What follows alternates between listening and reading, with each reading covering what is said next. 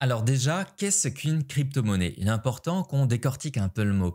La crypto plus la monnaie. La monnaie qui est par exemple voilà, nos pièces en euros, nos dollars et ainsi de suite. On va lire ensemble. La cryptographie, donc qui détermine ce mot-là, est une discipline de la cryptologie s'attachant à protéger des messages.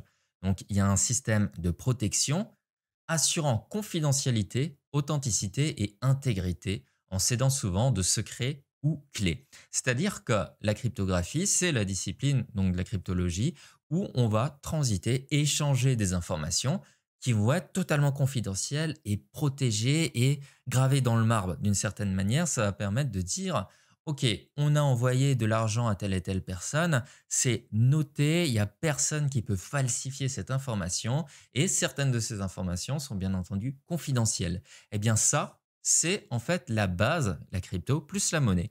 Donc cette discipline-là, elle rencontre une monnaie d'échange. Et la crypto-monnaie, on peut l'appeler du coup crypto-actif, crypto-devise, monnaie cryptographique ou encore cybermonnaie. C'est exactement les mêmes choses ou les mêmes termes. Donc imaginez que la crypto-monnaie, c'est tout simplement une monnaie qui, au travers d'elle, porte un message qui va être assurant une certaine confidentialité, une authenticité, intégrité qui est sécurisée. OK? Voilà, c'est une monnaie qui a ce message-là et qui va du coup transiter, bien entendu, par Internet, par justement des données numériques. Si je vais un peu plus loin, on va pouvoir voir qu'il y a plein de crypto-monnaies qui vont exister. Le fameux Bitcoin que tout le monde connaît, mais après, il va y en avoir plein. Il va y avoir Bitcoin, Monero, Ethereum, bref, il y en a des centaines, si ce n'est des milliers ou des dizaines de milliers. Il y en a plein qui sont créés chaque jour. Du Ripple, il y en a plein. Bref, il y en a certaines sur lesquelles on va se focaliser, qui vont nous permettre d'avoir des rendements qui sont intéressants. D'autres, vous allez pouvoir voir que vous allez les analyser et les exclure, bien entendu, de votre portefeuille et trouver des opportunités. Toutes ces crypto-monnaies, elles ont des buts et on verra comment.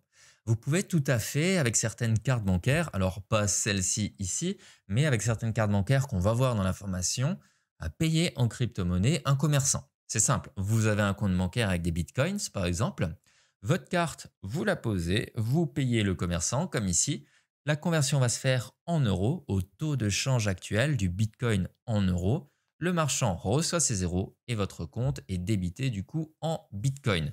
Tout simplement. Donc on peut faire des paiements, on peut recevoir aussi des paiements de ce type-là sans aucun souci. Et il faut vous dire que la valeur majoritairement des crypto-monnaies va varier. C'est un peu comme une action à la bourse. À un moment, elle peut être haute, elle peut être basse.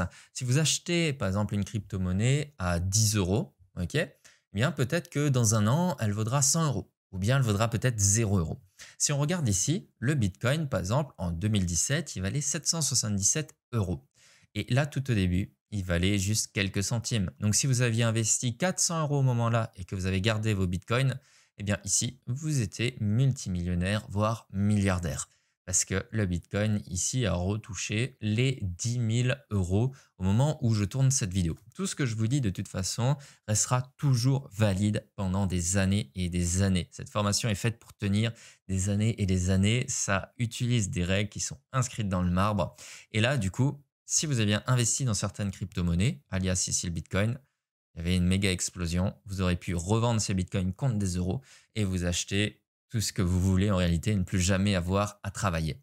Et on a souvent tendance à se dire que le Bitcoin, c'est voilà, le truc, une occasion qui est passée. En réalité, il y en a plein qui sont super intéressantes. Et ici, cette personne, par exemple, dans l'histoire, a acheté 27 dollars de Bitcoin en 2009, excusez-moi. Et maintenant, ils valent 980 000 dollars. Donc, c'est plutôt un investissement qui est intéressant. Et en réalité, il existe plein d'opportunités comme ça.